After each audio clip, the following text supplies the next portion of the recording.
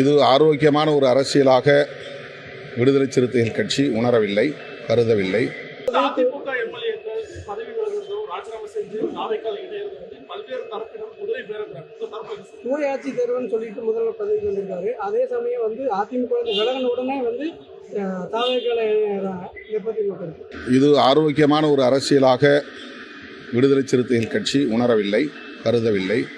இந்த ஆட்சி அமைய வேண்டும் என்பதற்காகவும் குடியரசுத் தலைவர் ஆட்சி இங்கே வந்துவிடக்கூடாது, அதை தடுக்க வேண்டும் என்பதற்காகவும் இடதுசாரி கட்சிகளோடு இணைந்து விடுதலை சிறுத்தைகள் கட்சி இந்த முடிவை மேற்கொண்டது. எங்கள் ஆதரவை நாங்கள் நல்கியிருக்கிறோம்.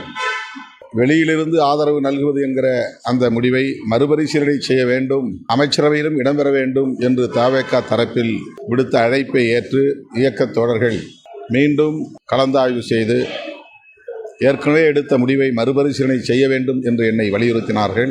அதன் அடிப்படையில் நாங்கள் இன்றைக்கு அமைச்சரவையிலும் இடம்பெற்றிருக்கிறோம். இந்த நிலையில் தவேக தலைவருக்கு, முன்னணி பொறுப்பாளர்களுக்கு விடுதலை சிறுத்தைகள் கட்சி விடுக்கிற வேண்டுகோள், எந்த சூழலிலும் உங்கள் ஆட்சி கவிழ்வதற்கு நாங்கள் இடம் கொடுக்க மாட்டோம். அந்த நம்பிக்கையோடு நீங்கள் ஆட்சியை திறம்பட செய்ய வேண்டும்.